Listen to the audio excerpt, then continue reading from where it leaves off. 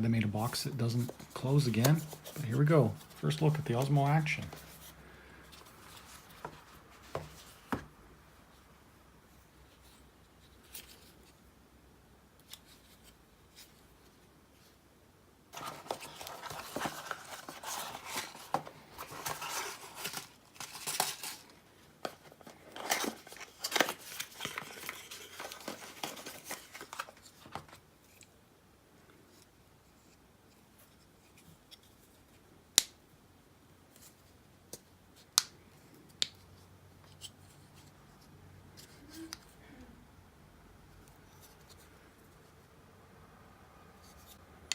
It does use a standard GoPro style mount, but how they actually stick it to their sticky pads is proprietary. It's if you want to buy DJI mounts, then it locks in so you can keep that on the camera.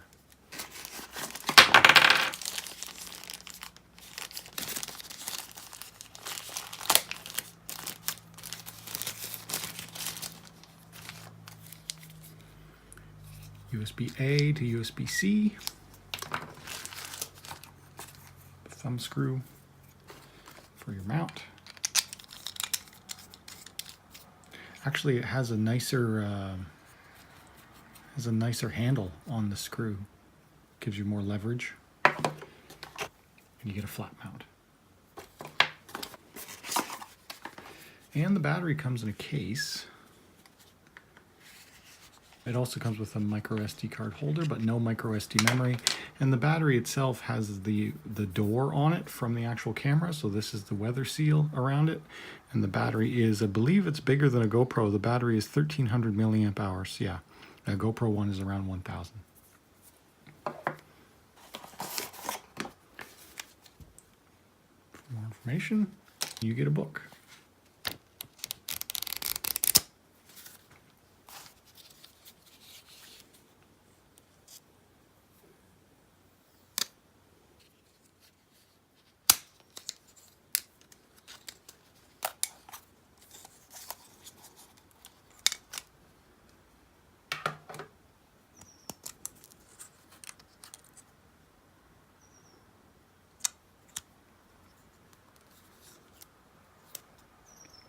Microphone 1, microphone 2, status light, and this down here, this is all for cooling.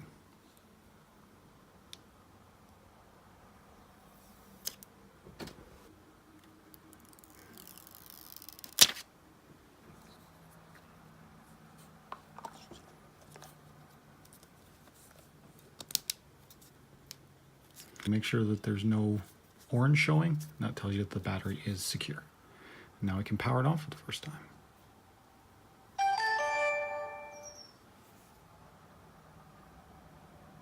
First thing you need to do is install the Mimo app and install the firmware on this so that you can get the RockSteady stabilization.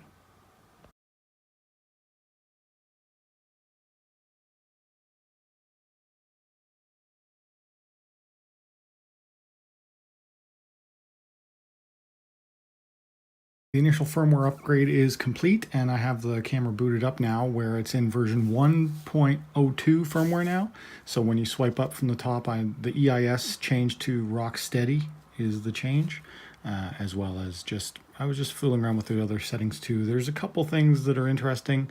The maximum ISO of the whole camera is 3200. You cannot get it up to 6400 ISO like a GoPro, although on the GoPro I usually set my max to 3200 or 1600 to keep noise down.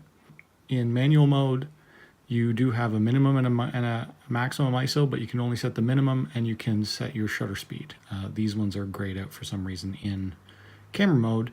In picture mode, you can have auto white balance. Color is normal or D-center-like, which makes it more of like a grayscale.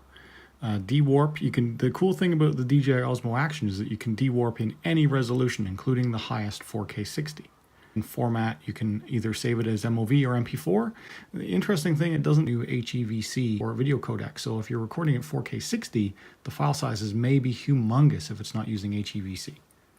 By default, the rear screen is what is being used all the time, and on the front you see nothing. But if you long press the quick switch, that's how you get your front screen to activate.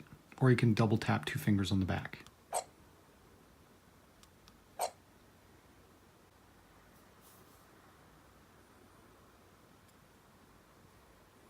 It would be nice if you could keep this status information on the front even when you don't have the live view enabled. This is the first ever clip I'm making on my new DJI Osmo Action. I'm using the front selfie screen so I can actually see what I'm looking at. Right now I'm using the front screen. I'm going to long press the quick set button and switch it to the rear screen. Now we're recording on the rear screen and it did reset the recording, so you cannot record front or rear at the same time. Got it on 2.7K, 60 frames a second. Most things are on auto. I do have D-Warp on, which is the equivalent of GoPro's linear mode. And max ISO is 3200, minimum ISO is ISO 100. Alright, so here's a fast pan, and here's a slow pan.